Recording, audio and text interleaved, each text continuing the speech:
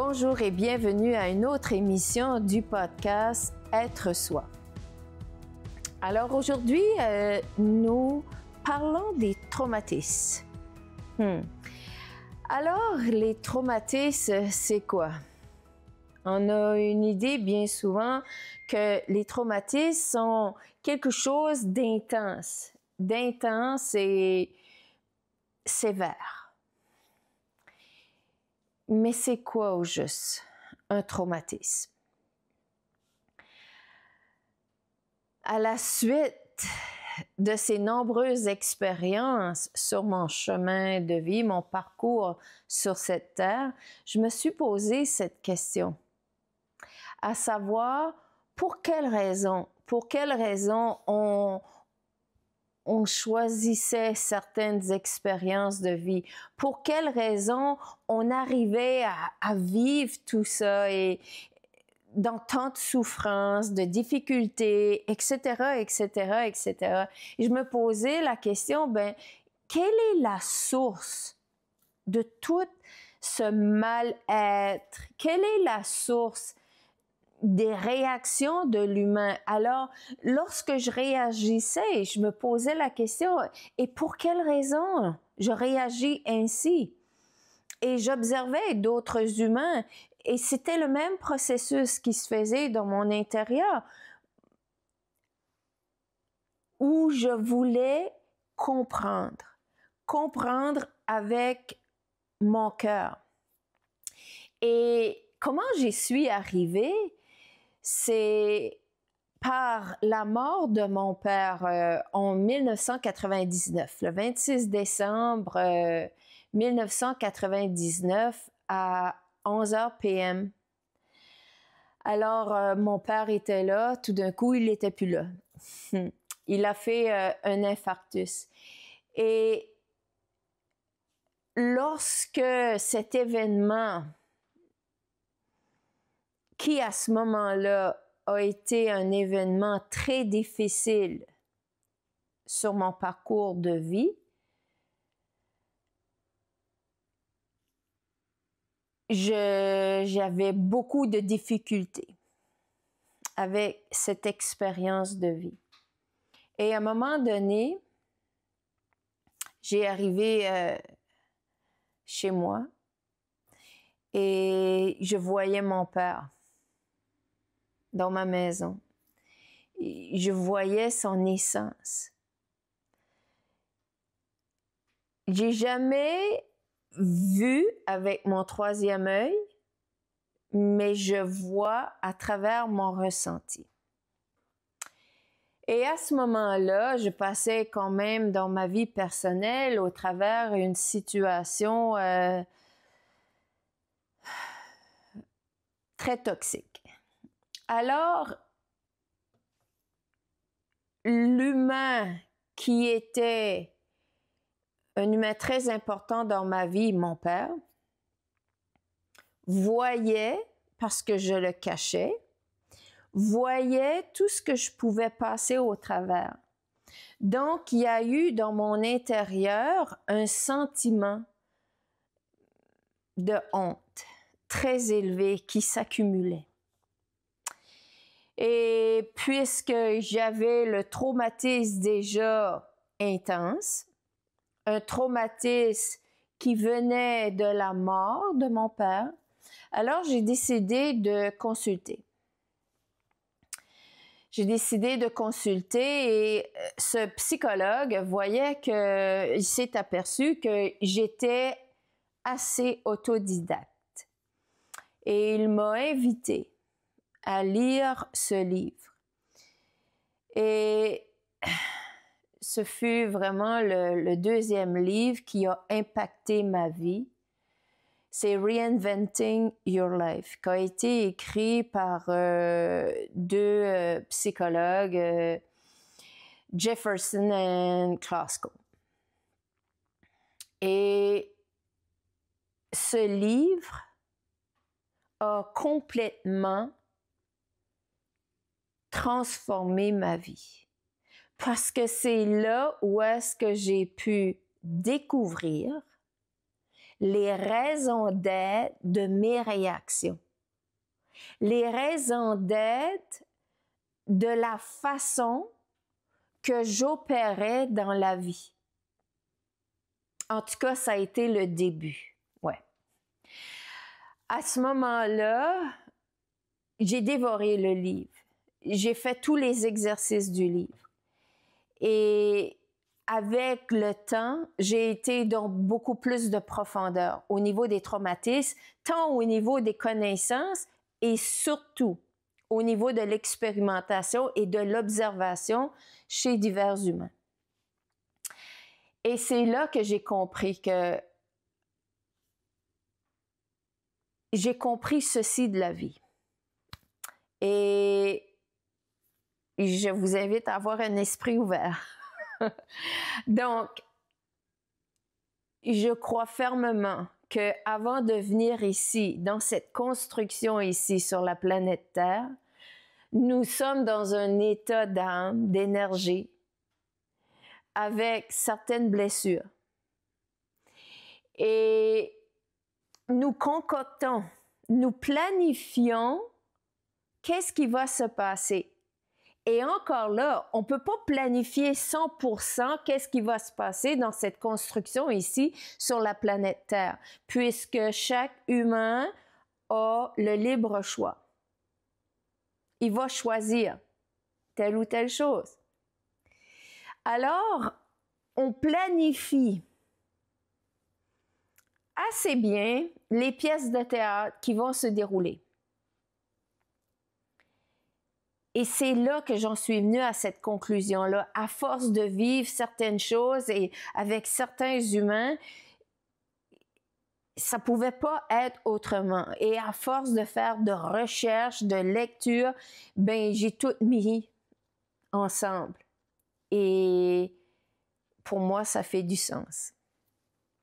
Donc, alors, lorsqu'on vient, durant l'enfance, on a besoin de réactiver ces blessures pour qu'on puisse en prendre conscience un jour.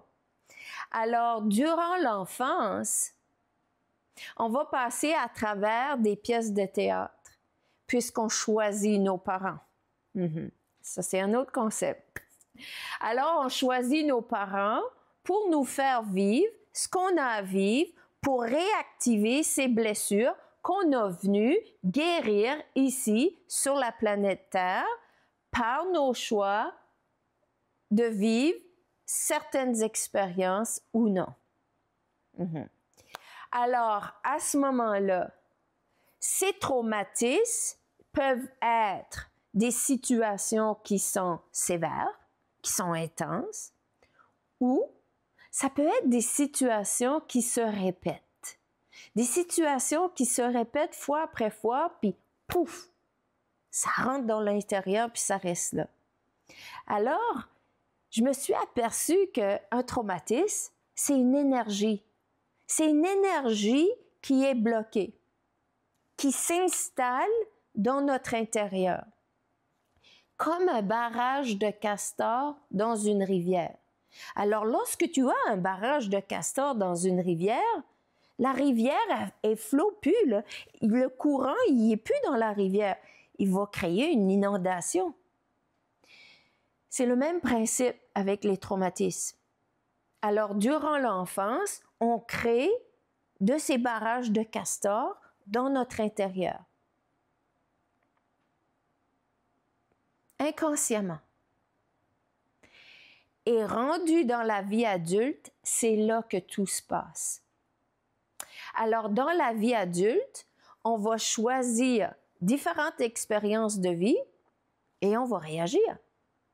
Et pour quelles raisons on réagit? À cause de ces traumatismes-là qui sont issus de nos blessures internes. Alors, chaque expérience de vie va stimuler notre blessure interne, ou nos blessures internes plutôt, alors vont stimuler une blessure interne qui nous apporte à réagir. Alors, on peut réagir par nos pensées, on peut réagir par nos mots ou on peut réagir par nos comportements. Chacune de ces réactions-là va apporter des émotions et va apporter des pensées. Alors, juste exemple. Tu es sur le chemin, tu conduis ou tu marches et tu vois un humain venir. Tu peux être neutre ou tu peux avoir une pensée de jugement. C'est une réaction. C'est une réaction. Cet humain vient stimuler quelque chose. Un autre exemple. On va dans une salle de cinéma. On écoute un film. OK, il peut y avoir une vingtaine de personnes et plus. Et chaque humain va avoir une réaction différente, avec une intensité différente, tout dépendant de qu'est-ce qui s'est passé dans le film qui a stimulé ta blessure à l'intérieur et qui t'a apporté à réagir, à avoir une émotion quelconque.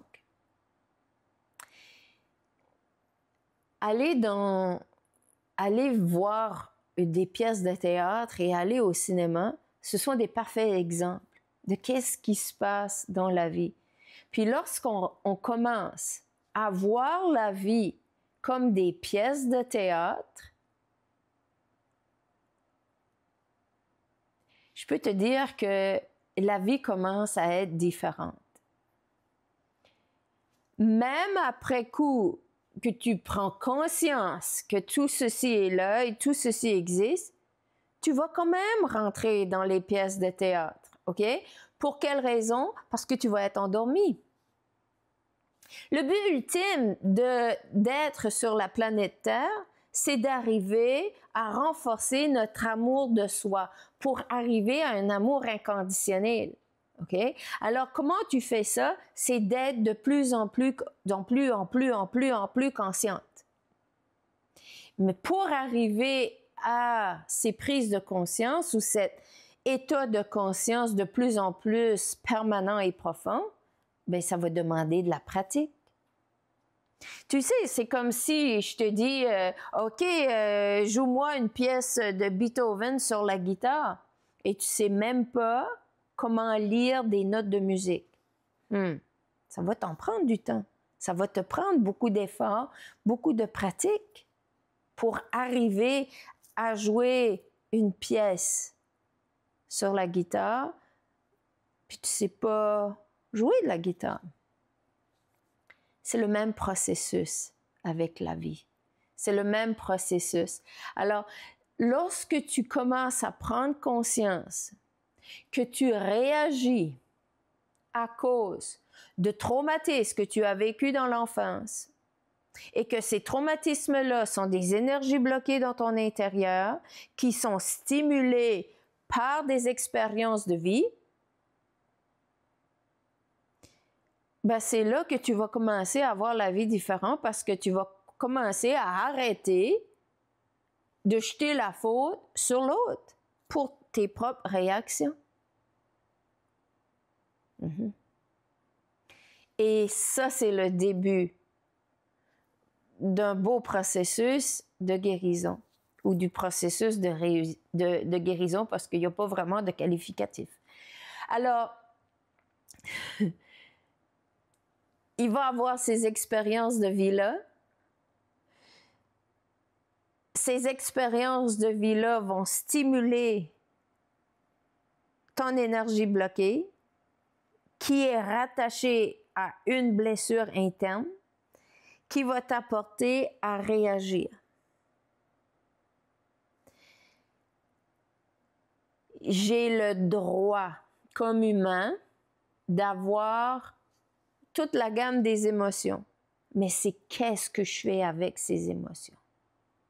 Alors, lorsque l'humain réagit, puis il utilise ses émotions pour les jeter sur l'autre, à ce moment-là, c'est non justifiable.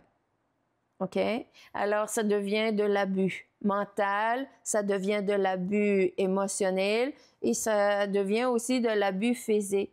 Parce que certains humains vont dire que c'est de ta faute et ils vont te tabasser. Et certains humains vont dire de ta faute et ils vont t'insulter.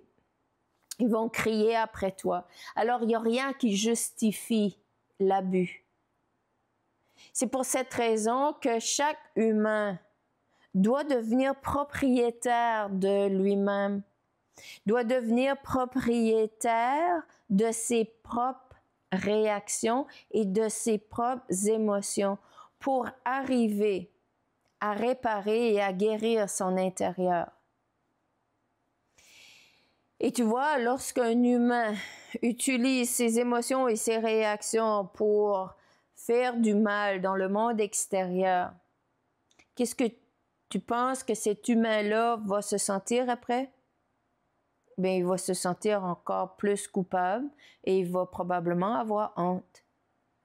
Et si tout ceci n'est pas réparé, qu'est-ce que ça fait? C'est un cycle qui se perpétue à renforcer ces traumatismes qui sont dans l'intérieur, ces énergies bloquées. Et ça renforce les blessures internes. Alors l'humain vient dans un carcan d'émotions et reproduit ces cycles-là. Et beaucoup d'humains reproduisent fois après fois ces cycles qui s'intensifient. Alors ils deviennent de plus en plus violents au niveau verbal, au niveau émotionnel, au niveau physique. Parce que leur niveau de culpabilité et de honte s'accroît, se renforce. Et bien souvent, ces humains ne savent plus comment s'en sortir. Et ils s'enfoncent dans une noirceur qui est très élevée. OK? Si c'est triste, oui, c'est très triste. Et c'est là où est-ce que chaque humain a le choix de se dire, OK, ça suffit. Même si je suis au fond du bucket de merde que j'appelle, il fait noir, ça pue, c'est confortable. Parce que cet humain-là reproduit les mêmes cycles. Alors c'est du connu, c'est confortable. C'est comme du sable mouvant parce que l'humain est comme dans un espace de prison. Il est pris. Mais est-ce que parce qu'il est pris, qu'il ne peut rien y faire? Il y a certains humains qui vont penser ça. Et ils vont aller vers des voies où ils vont s'endormir beaucoup plus par des drogues, l'alcool, des médicaments, n'importe quoi. Ou certains humains, parce qu'ils ont frappé le fond, on entend ça des fois, hein, ils ont frappé le fond, ben c'est comme si il va y avoir un réveil qui va se faire. Alors, avec la pratique, avec l'effort, cet humain a le pouvoir de changer. Parce que tous les humains sur la planète Terre ont ce pouvoir, cette force dans leur intérieur de changer et de se transformer. L'ingrédient, c'est de le vouloir, de mettre la pratique et les efforts vers ce changement, vers cette transformation. Et chaque fois que l'humain s'en va vers la réparation et la guérison, qu'est-ce qui se passe? Ben, nous commençons à casser les cycles. Et parce que les cycles commencent à casser, c'est sûr que l'humain fait face à certains inconnus. C'est sûr qu'il va y avoir libération de beaucoup d'émotions. C'est sûr qu'il va y avoir des cannes de verre qui vont être ouvertes. Alors, dans ce processus, c'est d'accepter et se pardonner. Et ce processus, il est bien de le faire accompagner de thérapeutes.